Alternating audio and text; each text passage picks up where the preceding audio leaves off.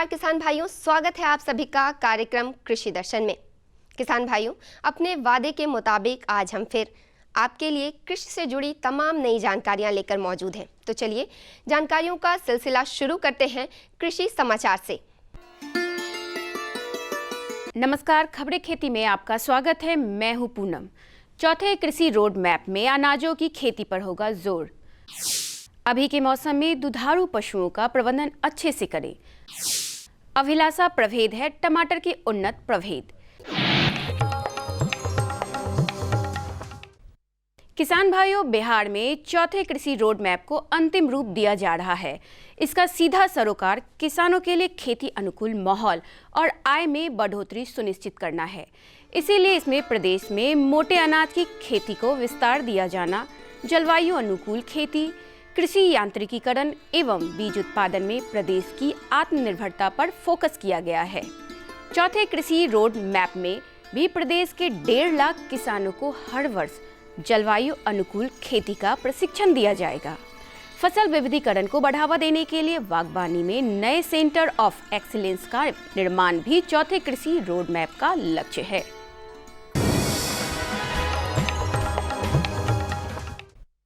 पशुपालक किसान भाइयों, तापमान में बढ़ोतरी शुरू हो गई है। यह मौसमी परिवर्तन का समय है। इस समय आप अपने दुधारू पशुओं के स्वास्थ्य का ध्यान रखें। गर्मी की शुरुआत हो रही है तो पशुओं में अचानक से पानी की कमी हो रही है, जिससे उनकी उत्पादन क्षमता प्रभावित हो रही है। इसीलिए अभी अपने पशुओं को बाहर चराई के बाद सुबह 10 बजे से पहले ही घर में ले आएं।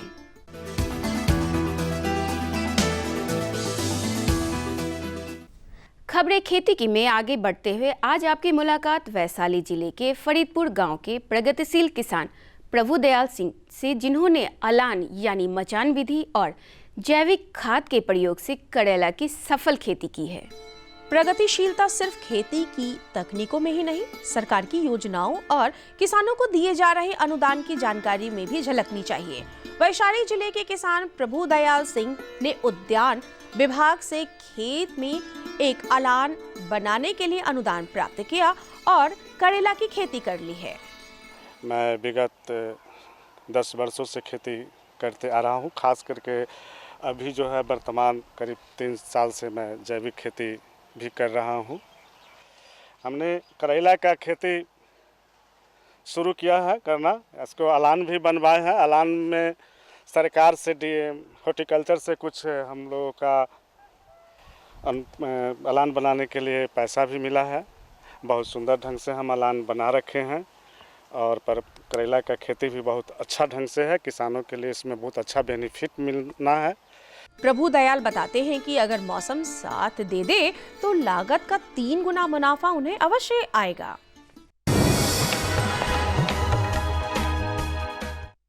किसान भाइयों, राज्य की एथेनॉल नीति के तहत प्रदेश में गन्ना उत्पादन बढ़ाने के लिए कृषि विभाग लगातार किसानों को प्रोत्साहित कर रहा है। प्रदेश में कुछ जगहों पर गन्ने यानी ईख की खेती, खरीफ फसलों में कीड़े और दीमक लगने की सूचना लगातार प्राप्त हो रही है। दरअसल ऐसा तब होता है जब गन्ने के खेतों में नमी की कमी हो जाती है। इसे ऐसे समझ सकते हैं कि जब तापमान और आर्द्रता बढ़ जाती है तो कीड़े और दीमक गन्ने की फसल में काफी सक्रिय हो जाते हैं। इनसे बचाव के लिए किसान भाइयों, आप क्लोरोपाइरोफॉस 20 EC या 2.5 से 3 मिलीलीटर प्रति लीटर पानी में घोलकर फसलों पर छिड़काव अवश्य कर दें। ध्यान देने वाली बात यह है कि अगर खेत में दीमक लग गया है तो बचाव के तौर पर यह छिड़काव आसपास के खेतों में भी अवश्य करवा दे, ताकि गन्ने के आपके अन्य खेत भी सुरक्षित हो जाए। किसान भाइयों, टमाटर स्वास्थ्य के लिए फायदेमंद तो है ही, चटनी और सलाद के इस्तेमाल से इसकी मांग सालों भर बाजार में बनी रहती है। जो भी किसान टमाटर की खेती कर रहे हैं उन्हें इस खेती से फायदा भी हो रहा है। अभिलाषा प्रभेद टमाटर का उन्नत प्रभेद है। इस प्रभेद का जीवन चक्र काफी लंबा होता है और अगर आप जैविक विधि से टमाटर के अभिलाषा प्रभेद की खेती करें तो आपका उत्पादन काफी बेहतर होगा। आइए अब एक नजर डालते हैं मंडी भाव पर। राजधानी पटना समेत प्रदेश की मंडियों में आज आलू और प्याज का भाव कुछ इस प्रकार देखने को मिला। लाल आलू 2000 रुपए प्रति क्विंटल, सफेद आलू 1800 रुपए प्रति क्विंटल, नासिक वाला प्याज 2200 रुपए प्रति क्विंटल। चलते चलते किसान भाइयों, आपके लिए मौसम का पूर्वानुमान। आसमान मुख्यतः साफ रहेगा। दिन में तेज धूप से गर्मी का अनुभव आप करेंगे। हवाएं दक्षिण पश्चिमोत्तर दिशा में बहती रहेगी। अधिकतर तापमान 33 डिग्री सेल्सियस जबकि न्यूनतम तापमान 15 से 16 डिग्री सेल्सियस के आसपास बने रहने का संभावना देखने को मिल रहा है। इस मौसम में किसान भाइयों को सलाह दी जाती है कि दलहनी फसलों में आवश्यक नमी बनाए रखने हेतु पौधों में फूल बनने से पूर्व एवं फली लगने के बाद हल्की सिंचाई अवश्य कर दें।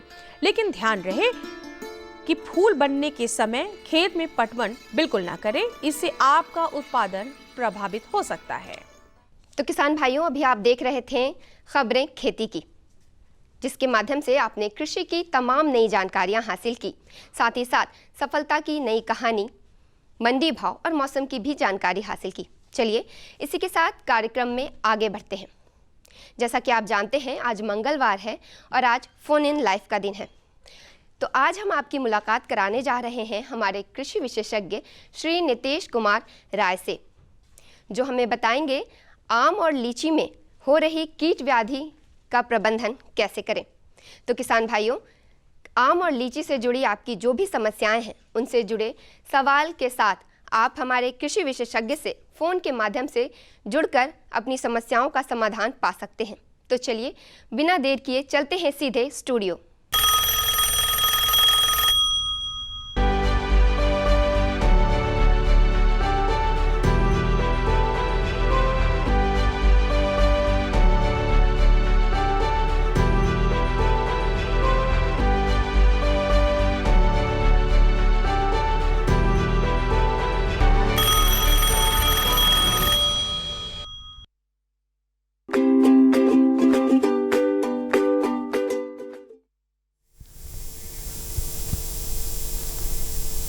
कृषि दर्शन कार्यक्रम देख रहे सभी किसान भाइयों को राकेश कुमार कश्यप का नमस्कार। किसान भाइयों, बिहार में जो अगर हम फलों की बात करें तो जिसमें दो महत्वपूर्ण फल, लीची जिससे बिहार की पहचान भी जुड़ी हुई है और पूरे देश में लीची मुजफ्फरपुर के नाम से या बिहार के लीची के नाम से जानी जाती है, और आम, ये दो बहुत ही महत्वपूर्ण फसल है जिस पे अभी के समय में उसका बेहतर प्रबंधन ज़रूरी है। तो आज हम लोग उस पर चर्चा करेंगे कि आम एवं लीची के कीट व्याधि प्रबंधन, और हमारे साथ विशेषज्ञ भाग लेंगे नितेश कुमार राय, जो उप निदेशक हैं उद्यान विभाग बिहार सरकार में। आप इनसे जुड़कर प्रश्न कर सकते हैं कि कैसे आप अपने लीची और आम के पौधे का बेहतर प्रबंधन करें हर तरीके से, और मुख्य रूप से कीट एवं व्याधि को लेकर। तो उसके लिए आपको हमारा टोल फ्री नंबर डायल करना होगा। हमारा टोल फ्री नंबर है 180034566171। तो आप इस नंबर का उपयोग करें और अपने प्रश्न तैयार रखें कि आप हमारे विशेषज्ञ से पूछ पाएँ। नितेश जी, आज हम लोग चर्चा कर रहे हैं आम और लीची की। तो चूँकि आम के उत्पादक किसान ज़्यादा हैं, इसलिए बहुत सारे प्रश्न उनके आते रहते हैं। तो अभी जैसे जहाँ पे है मौसम, तापमान बढ़ना शुरू हो गया है लगातार, अगर प्रतिदिन के हिसाब से देखें तो परिवर्तन नज़र आ रहा है। तो ऐसे में अभी आम के किसानों को क्या करना चाहिए अपने बाग के प्रबंधन में विशेष रूप से? आम में तो अगर मंजर आ गया है तो सबसे पहले किसान भाइयों को तो मंजर पर दवा का छिड़काव समय से कर लेना चाहिए। एक दवा का छिड़काव तो किसान भाई कर चुके होंगे, अगर जो किसान भाई नहीं कर पाए हैं वो एक दवा का छिड़काव ज़रूर कर लें, तुरंत कर लें। और अगली दवा का छिड़काव अब जब मटर के दाने का आकार का आ जाए, सरसों के दाने से ऊपर निकलना शुरू हो जाए, तब किसान भाई को ये सलाह है कि वो उस पर दोबारा छिड़काव ज़रूर कर दें। छिड़काव में ये भी ध्यान रखेंगे कि एक बार अगर वो सिस्टमिक दवा देते हैं तो एक बार कॉन्टैक्ट की दवा, दो तरह की दवा मार्केट में आती है, एक स्पर्श से होती है और दूसरा उसके सिस्टम में जा कर के होती है।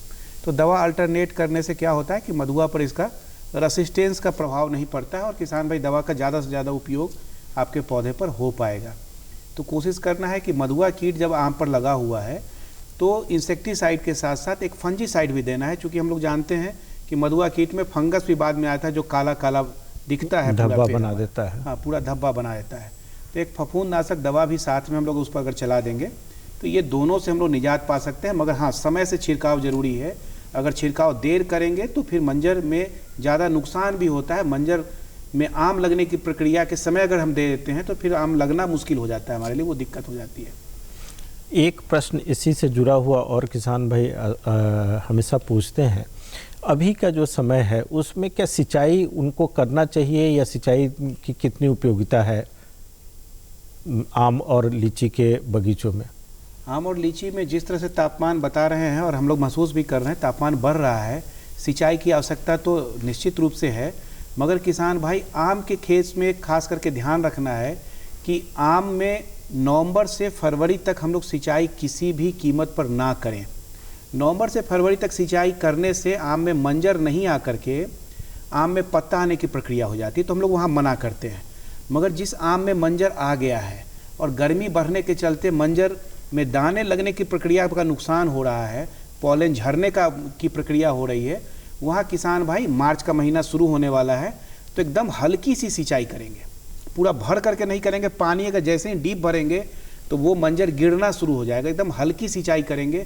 हल्की सिंचाई, वो पानी नमी की मात्रा बनी रहनी चाहिए ताकि पॉलन का ग्रोथ होता रहेगा और पॉलन फंक्शनल रहेगा और हमारा मंजर जो है वो कन्वर्ट कर पाएगा हमारा। इस एकदम हल्की सिंचाई की सलाह किसान भाई को दी जाती है। आम और लीची दोनों में ही? दोनों में। आम में अक्सर हाँ किसान भाई यह भी जानना चाहते हैं कि जैसे जो दाने बने उसमें बहुतायत गिरने की शिकायत होती है। उनको ऐसा लगता है कि मंजर तो बहुत आया, दाने भी बने, लेकिन फल शायद उतना प्राप्त नहीं हुआ। वैसी स्थिति में उनको क्या करना चाहिए? आम में जो बौर लगते हैं, मंजर लगते हैं, उसका अगर 10% भी टिक जाता है तो हम लोग मान के चलते हैं कि आम की पैदावार अच्छी होती है। इसलिए कि उसमें मंजर लाखों की संख्या में लगते हैं। और कभी कभी तो हम लोग सलाह देते हैं कि अगर ज़्यादा मंजर लग गया हो तो उसके ऊपर दवा का छिड़काव करके मंजर को घटाने की भी आवश्यकता होती है। कुछ एक्स्ट्रा मंजर को समय देख करके, जगह देख करके तोड़ने की भी आवश्यकता होती है। तो किसान भाई, कभी भी मंजर 100% आम के रूप में कन्वर्ट नहीं कर सकता है। मंजर झरेगा। मंजर के बाद आम का टिकोला जो बनता है वो भी झरेगा। टिकोला से लेकर के बड़े साइज के आम तक में आम के झरने की प्रक्रिया बनी रहेगी। आम का 10% हिस्सा भी अगर टिक जाता है तो वो आम की पैदावार हमारी बृहत और बेहतर मानी जाती है। इसमें यहाँ चिंता करने की आवश्यकता नहीं है। मगर हाँ, अगर अनावश्यक रूप से अगर टिकोला ज़्यादा झर रहा हो तब ये ध्यान देने की आवश्यकता है कि वो कीड़े के प्रकोप से हो रहा है या स्ट्रेस से हो रहा है। वाटर स्ट्रेस सबसे अधिक होता है अप्रैल के महीने में। तो किसान भाई, तब हम लोग ये स्थिति को देखते हुए उसके अनुसार उपचार की सलाह देते हैं। किसान भाइयों, अक्सर हाँ आपके जो ये सोच होती है कि आम में फूल बहुत आया, मंजर बहुत आया और दाने भी बने, लेकिन वो दाना फल में परिवर्तित नहीं होकर गिर गया, तो ये मान के चलिए कि उसमें से मतलब 70% 60% तक दाने गिरेंगे, तभी जो बचे हुए फल हैं वो बेहतर होंगे। इसलिए आप बिल्कुल चिंतित ना हो और विशेषज्ञ के बताए हुए सलाह पे काम करें। अभी वक्त हो चला है छोटे से सूचनात्मक अंतराल का। हम तुरंत वापस आते हैं इस अंतराल के बाद। अरे भाई रामेश्वर, क्या बात है? बड़े परेशान दिख रहे हो। सोच रहा था कि अभी तो हाथ पांव चल रहे हैं तो खेती कर पा रहा हूँ, कल को जब इनमें ताकत नहीं रहेगी गुजारा कैसे होगा? पेंशन से। पेंशन? हाँ, और वो भी हम जैसे किसानों के लिए। अब हम जैसे छोटे किसान भी 60 साल के होने पर 3000 रुपए मासिक पेंशन पा सकते हैं। सच में? हाँ, चलो मैं तुम्हें दिखाता हूँ। 18 से 40 वर्ष की आयु के लघु और सीमांत किसान इस स्वैच्छिक और अंशदायी पेंशन योजना में 55 रुपए से 200 रुपए की मासिक किस्त देकर प्रवेश कर सकते हैं। भारत सरकार भी हर महीने किसान के बराबर किस्त का योगदान करेगी। कभी नहीं सोचा था कि हम जैसे किसानों की भी पेंशन का सपना कभी सच होगा। प्रधानमंत्री किसान मान धन योजना, अन्नदाता के परिश्रम को संबल, पेंशन से सुरक्षित उनका कर। नजदीकी जन सेवा केंद्र जाकर इस योजना से जुड़ें। वाह मेरे स्मार्ट किसान, स्मार्टफोन है, डाटा भी है और कृषि नेटवर्क ऐप खेती की हर समस्या का समाधान। बीज का चयन, फसल बीमारी के उपचार, आसपास के मंडियों के भाव, अब हमारे हाथ में हर समाधान। कृषि नेटवर्क, किसान का स्वाभिमान। डाउनलोड करें अभी के अभी। किसान भाइयों, हम लोग चर्चा कर रहे हैं आम एवं लीची में कीट एवं रोगों की प्रबंधन की, और साथ में आप कैसे अपने बगीचे का बेहतर प्रबंधन करें जिससे आपको बेहतर लाभ की प्राप्ति हो। आप हमसे जुड़ के प्रश्न कर सकते हैं। उसके लिए आपको हमारा टोल फ्री नंबर डायल करना होगा। हमारा टोल फ्री नंबर है 1800-3456-171। तो इस नंबर का उपयोग करके आप कॉल करें और अपना प्रश्न पूछें। एक जो समस्या मुख्य रूप से फल मक्खी की आती है, जहाँ पे कि कई बार किसान भाई का ये रहता है कि फल सड़ जाता है या काटने पर उसमें कीड़े निकलते हैं, ये कैसे होता है और इसका क्या निदान हो सकता है? विगत 2-3 वर्षों में ये समस्या ज़्यादा आई है। सभी बागों में ये देखा जा रहा है कि आम, पहले हमारे यहाँ ये दिक्कत कम थी बिहार में खास करके कि तैयार आम के समय फ्लाई का इफेक्ट बहुत कम होता था, फल मक्खी का। मगर इधर कुछ वर्षों में किसान भाई लगातार ये शिकायत कर रहे हैं कि आम के वृद्धि की अवस्था में और पकने की अवस्था में फ्रूट फ्लाई और जो फल मक्खी है उनका इन्फेक्शन ज़्यादा हो रहा है, और इसके चलते जो पके हुए आम तैयार हो रहे हैं वो सड़े हुए निकलते हैं या आधे अवस्था में ही आम टूट करके गिर जा रहा है। किसान भाइयों, जो फ्लाई है हम लोग जानते हैं कि वो उड़ करके ऊपर में आम के ऊपर बैठ जाते हैं और बैठने के बाद अपना अंडा वो आम के ऊपर के लेयर में अंदर डाल देते हैं, और अंदर डालने से वो धीरे धीरे उसकी वृद्धि होती है और वही बाद में पिल्लू के रूप में और कन्वर्ट करके वो पूरे फल को सड़ा देता है। तो किसान भाई ध्यान ये रखना है कि ये मक्खी तो उड़ने वाली है, इसमें कोई भी दवा हम लोग जब नीचे से देते हैं तो कॉन्टैक्ट दवा से सिर्फ काम नहीं चलने वाला है।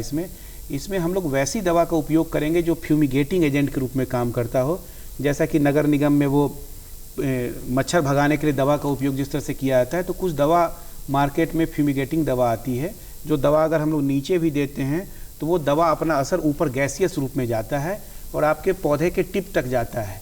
वो जो गैस ऊपर जाता है वो इंसेक्ट के क्यूटिकल के अंदर घुस जाता है और वहाँ जा कर के वो इन्फेस्टेशन करता है उसको, जिसके चलते वो कीड़े का अपना जो वायरुलेंट फेज होता है वो कम हो जाता है। तो किसान भाई, मार्केट में DDVP नाम की दवा आती है, डाइक्लोरोवॉस जिसके रूप में कहते हैं हम लोग, सुक्लोर के नाम से दवा भी आती है, न्यूवान भी आती है, ये गैसियस फॉर्म में अपना काम करती है।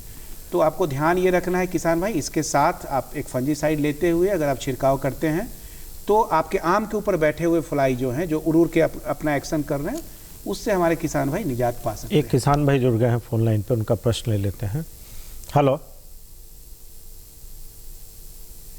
हेलो हेलो हेलो हेलो जी, आप अपना नाम बताएं। मेरा नाम श्री प्रसाद यादव। कहाँ से बोल रहे हैं? कहाँ से बोल रहे हैं? मधेपुरा। जी, आप अपना प्रश्न बताइए। जी, लीची में मंजर बहुत लगता है, लीची में मंजर बहुत लगता है मगर लगता है लेकिन फल नहीं लगता।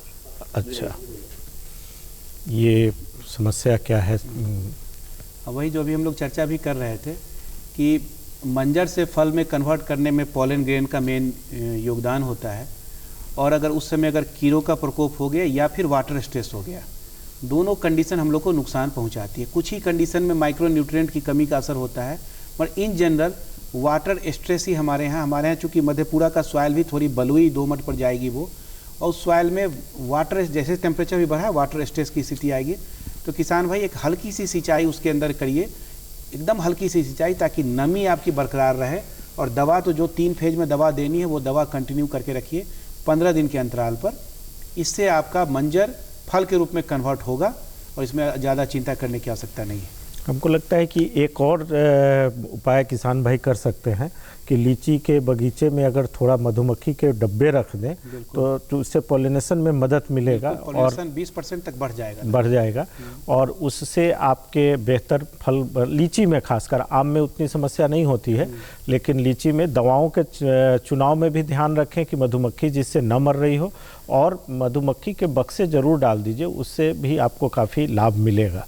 और बाकी तो जैसे बोल रहे हैं तो उसमें ऐसा भी हो सकता है कि सॉइल टेस्ट का, क्योंकि कई जगह की मिट्टी भी उतनी सपोर्टिव नहीं होती है और बहुत बार ऐसा भी होता है कि किसान भाई कोई उर्वरक का उपयोग पूरे साल नहीं करते हैं, वो मान लेते हैं कि नेचुरली जो ज़मीन से मिलेगा उसी से ये तो हो। वो सॉइल टेस्ट के बाद वो माइक्रोन्यूट्रिएंट और मैक्रो की कमी का पता चल जाएगा उनको। चल जाएगा।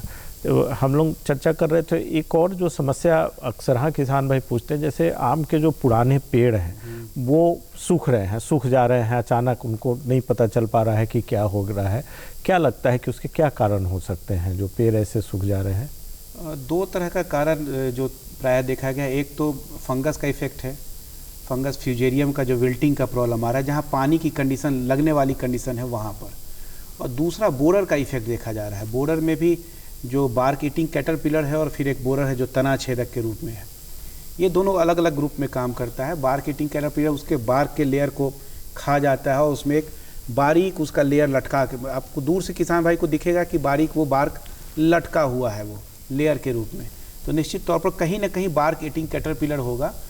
और दूसरा जो है वो हमारा स्टेम बोरर है, वो स्टेम में कहीं ना कहीं पर जाकर के वो छेद करके उसके अंदर उसका प्यूपा बैठा हुआ रहता है और जो लगातार खाते रहता है। वो एक उंगली के साइज का प्यूपा होता है, लंबा साइज का होता है और लगातार वो बोर करते रहता है। तो जैसे ही तना को अंदर से ग्रिल करके बोर कर देगा पूरा, तो तना एक और किसान भाई जुड़ गए, एक प्रश्न ले लेते हैं फिर इसका जवाब आपसे लेंगे। हेलो हेलो जी सर नमस्कार। नमस्कार सर क्या नाम? रोहतास जिला से विक्रमगंज प्रखंड से सर बोल रहे हैं, राजेश कुमार जी बोलिए, आप अपना प्रश्न बताइए। सर मेरा प्रश्न ये है कि मैंने आम का जो पेड़ लगाया है तो उसमें मंजर आ गया है, लेकिन जो उसमें टिकोला आ रहा है सर वो ठहर नहीं रहा है। आम के पौधे की साइज क्या है आपकी?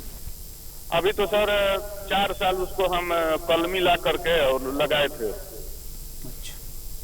तो उसमें मंजर आया है, लेकिन सर मंजर टिक नहीं रहा है पेड़ पर। छिड़काव सर मैंने किया था कुछ रोगर और ये डाल करके, लेकिन फिर भी न सर नहीं टिक रहा है। नहीं टिक रहा है मतलब क्या मंजर सारे गिर जा रहे हैं या कुछ कुछ रोज गिर रहे हैं? सर मंजर गिर जा रहे हैं सर, और उसमें कुछ कीटों का भी सर प्रकोप हो गया है। कीड़ों का भी प्रकोप दिख रहा है और सॉइल का भी एक बार देखने की आवश्यकता है। नया पौधा है, उसके जड़ में थाला बना करके अभी मार्च अप्रैल महीना में जी सर 100 ग्राम 50 ग्राम और 100 के रेशियो में, मतलब 100 नाइट्रोजन 50 ग्राम फास्फोरस और 100 पोटास और कंपोस्ट के साथ मिला के उसके जड़ में दीजिए और साथ में दवा का छिड़काव करिए। इस साल अगर झड़ गया होगा तो अगले साल से वो जरूर आपका काम करेगा वो।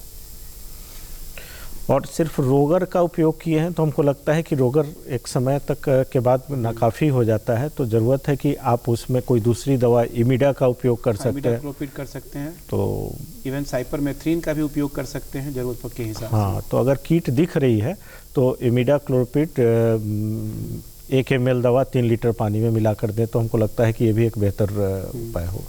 किसान भाइयों, वक्त तो चला है छोटे से सूचनात्मक अंतराल का और हम तुरंत वापस आते हैं इस अंतराल के बाद।